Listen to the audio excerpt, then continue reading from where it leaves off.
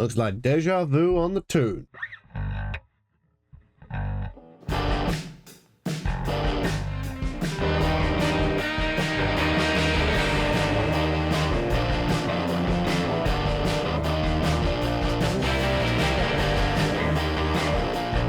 Alright, ladies and gentlemen, welcome back to the channel today. My name is the Crimson Wolf and welcome back to the Chelsea countdown for our Carabao Cup game versus Newcastle.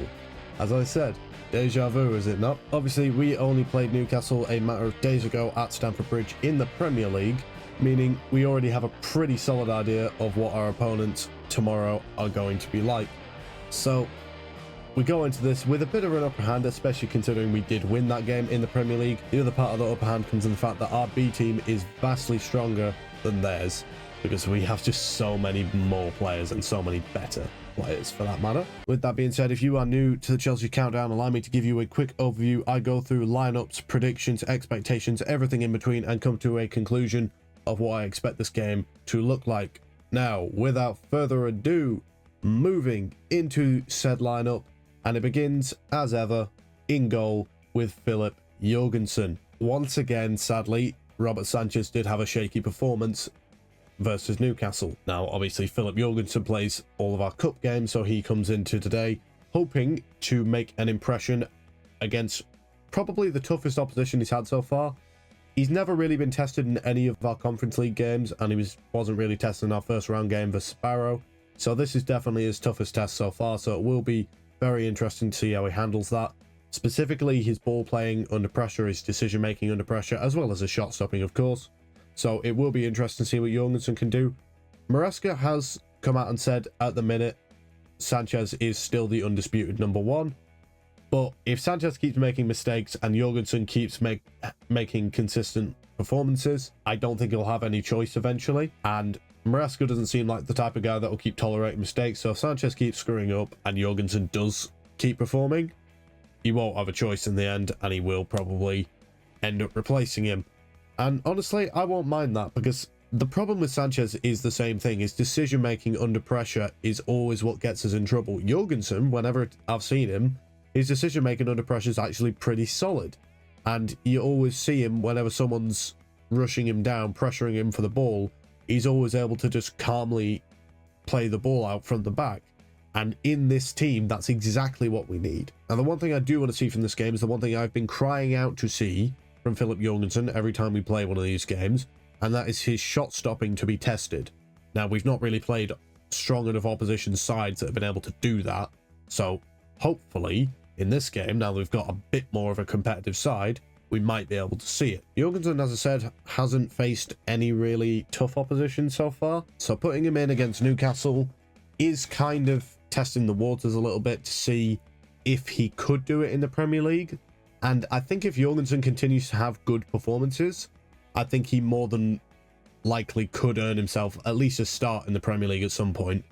So if we ever find ourselves in the situation where Maresca feels that Sanchez isn't good enough anymore, Jorgensen will more than happily be able to step in and be an adequate replacement should that ever happen. As ever, he will always need his help from his backline, which will consist of Axel Disasi at right back, Tosin Adarabioyo, Benoit Badiashile, and Renato Vega. I do believe this is going to be a reversion to what we've been seeing in the cup games with these four. Renato Vega's played pretty much every cup game that we've had so far, as has Benoit Badiashile, as has Axel Disasi, and with Tosin obviously not used at all at the weekend, it makes the most sense that he comes back into the squad. Obviously, he wasn't used versus Panathinaikos because obviously he played a decent amount of minutes versus Liverpool at Anfield. So he was rested for that game, but obviously did not play any minutes versus Newcastle at the weekend because Wesley Fofana and Levi Colwill played the entire 90. So more than likely Tosin is going to play this game. There is a possibility for Marc Cucurella to come into the squad. I don't think that's likely. I think we are possibly going to see Cucurella returned to the first team. Now, obviously, he missed the Liverpool game from his suspension and he played midweek versus Panathinaikos, why he didn't start the Newcastle game. Now, that Tosin's back in the back line, we can play Renato Vega at that left back spot, and that allows Marc Cucurella to return to the first team. It is possible, but I think it's unlikely. It's also very possible we see Malo Gusto, but after playing a substantial amount of minutes versus Newcastle, I think that's also quite unlikely. Not impossible, but unlikely, I do believe. Now, obviously, the big talking point around the back line is the resurgent form of Benoit Badiashile, who has been a pretty good centre-back in the past 2 games that we've seen him. Both versus Panathinaikos and in his cameo versus Liverpool, he has been very solid, both playing out for the buck, on the ball, off the ball. His defensive actions have been good, albeit not really warranted half the time because we weren't really getting tested. So hopefully this is the same Badiashile, the calm, under pressure, slick Rolls-Royce-esque defender that we have come to know and love. So hopefully we get that Badiashile. If we get the calamitous Badiashile that's played the last 2 times we played Newcastle, might not go as well. Moving into the midfield, and it is a midfield pivot of Enzo Fernandez and Kiernan Dewsbury-Hall, with João Felix as the number 10. Now, obviously, this is the midfield that started versus Panathinaikos, and it all looked pretty good, to be fair. Enzo Fernandez obviously played the deep line playmaker as that number 6 and looked absolutely amazing in that role. And it's something we've been crying out for over a year, that Enzo needs to be playing deeper in the pitch. Not that he can't play as more of a box-to-box 8, but he is just so much better playing deeper. Kiernan Dewsbury-Hall thought had a pretty solid game versus Newcastle. Nothing spectacular, but it was a very excellent ball up to João Felix for that first goal. Dewsbury-Hall's been getting better and better every time we've seen him, really. I think he's started quite rough at the beginning of the season, but he has been getting a lot better. I think he's been linking up with the forward players, especially the wingers, quite well, both Neto and Mudryk in the previous games. I think he's been linking up with them really, really well. So that's always great to see. And as for João Felix, obviously coming off the back of 2 goals versus Panathinaikos, so hoping to get another one today. He didn't really always play as a 10. He did alternate with Christopher Nkunku in that game over who was playing the striker. So there is a possibility to see that again. Felix actually might suit playing as a striker, maybe. He's clearly worked on his finishing because he's banged in some pretty decent goals so far. Maybe it's worth him being more of a striker than Christopher Nkunku in the future. Hopefully Felix goes and bags another one, another 2, another 3 even, who cares how many it is, just go and bag another one really. Enzo's probably going to feel quite hard done by, and he probably will come into this game with a little bit of a point to prove, because obviously now he has had his first team spot nicked by Romeo Lavia. So I'd imagine he'll come into it with a bit of a chip on his shoulder, trying to prove that he's worthy of a first team spot. So that's always great to see. And if he goes out there and proves it, we're all happy. I do love Enzo, and I think he has a lot to offer this team, more than people realise. So I do really hope he has a good performance. Moving into our front line, and it's a bit of a different front line, consisting of Mykhailo Mudryk on the left, Christopher Nkunku up front, and the rogue shout is for Jadon Sancho to play on the right. Now, obviously, in previous cup games, this has been the position of Pedro Neto. However, he did just play 90 minutes versus Newcastle. And obviously, with Neto's injury history, it might be wise to not make him overdo it and play this game as well. Really, that leaves our only viable option being Jadon Sancho. Now, the reason I say that is, while yes, it is very possible we see Noni Madueke in this game, I find that unlikely, because I think Maresca will want to save him for our weekend match versus Manchester United.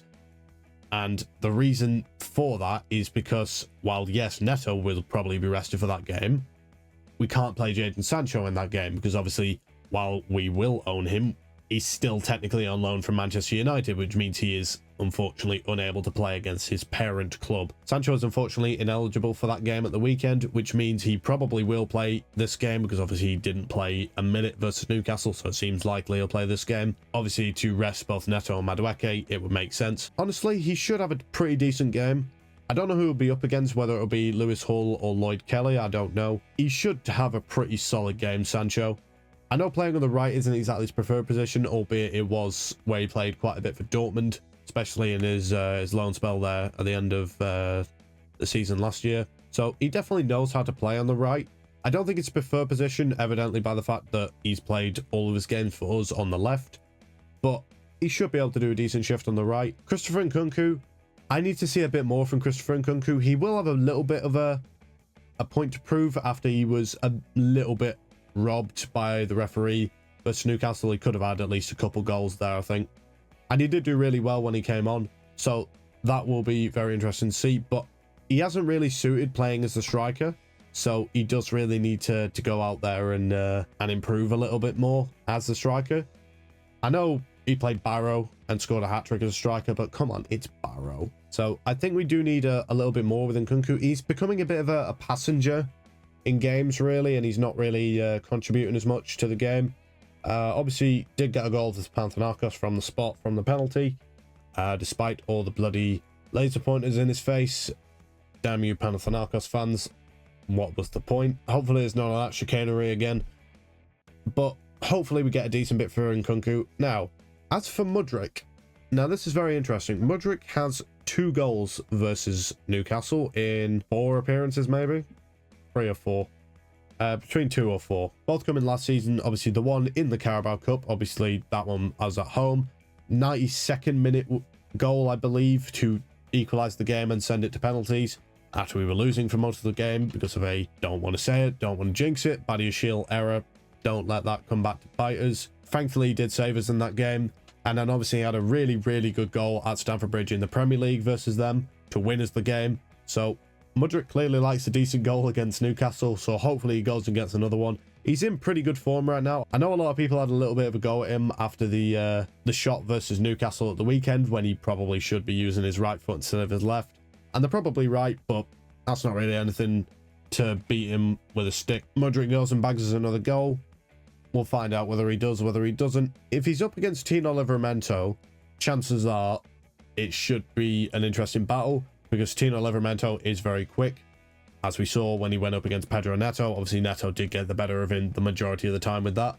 And Mudryk is just as quick as Neto, if not quicker. So he should be more than capable of taking him on and beating him for pace. And that is Mudryk's bread and butter, as we know, beating man for pace and putting the ball into the box. As for a score prediction for this game, it's an away game, but they are likely going to be playing a less strong side, and we're going to be playing a less strong side, to be fair, but our less strong side absolutely destroys their less strong side.